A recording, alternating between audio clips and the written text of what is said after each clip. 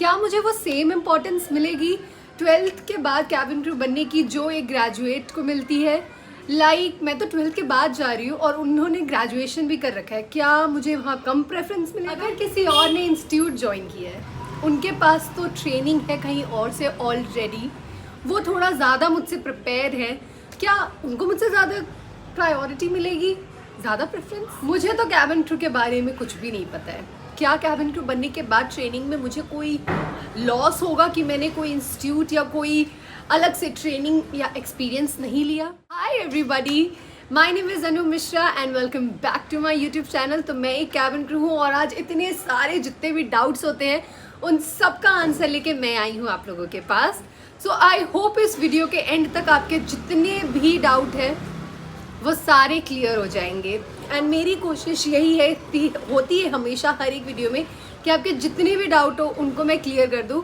And ये सारे doubt हमेशा से मेरे भी दिमाग में रहे हैं जब मैं कैबिन क्रू बनना चाहती थी, बट ट्रेनिंग में जाने के बाद मेरे सारे डाउट्स क्लियर हो गए और अब जब मुझे पता है तो why not inform you all guys as well.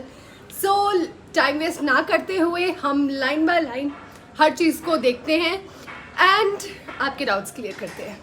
So let's गो।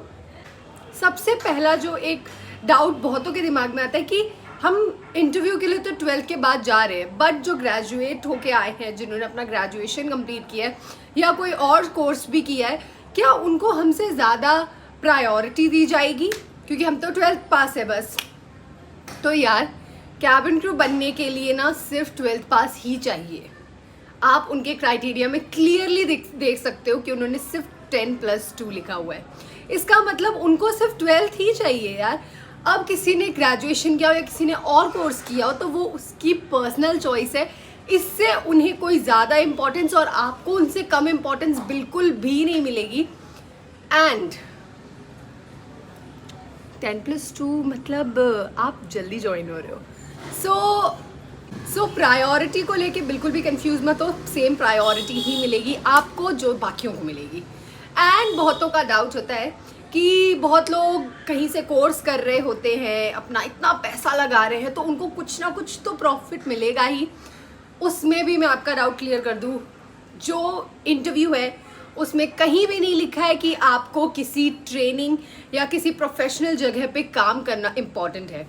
आप एज अ रिफ्रेशर भी कैबिन क्रू बन सकते हो एंड आप मुझे देख सकते हो या आपके आसपास बहुत सारे लोग हैं जो एज अ रिफ्रेशर ही गए थे, तो बिल्कुल भी कोई प्रायोरिटी में चेंजेस नहीं होते। उनके लिए आप सब बराबर हो और ट्रेनिंग में जो चीज़ आपको एज अ रिफ्रेशर सिखाई जाएगी वही अगर वो कहीं से ट्रेनिंग करके गए हैं उनको भी वही सेम चीज़ सिखाई जाएगी।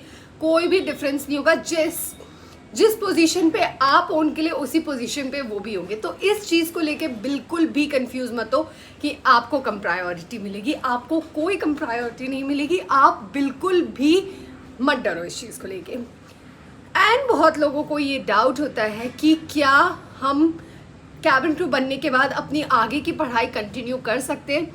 तो यार मैं कैबिन क्रू हूँ, मुझे ऑलमोस्ट 3 साल हो गए हैं फ्लाई करते हुए और अब ये मेरा ग्रेजुएशन का 2nd ईयर है। ऑलमोस्ट ये 3rd ही होता, लेकिन जिस साल मैं अपना एडमिशन कराया था उसी साल मेरी ट्रेनिंग थी, तो मुझे अपना एडमिशन पीछे करना पड़ा बिकॉज मेरा मतलब एट द एंड मेरा एम तो यही आना था। तो फिर मैंने यहाँ को प्रायोरिटी दी और मैं अपनी ट्रेनिंग के लिए गई।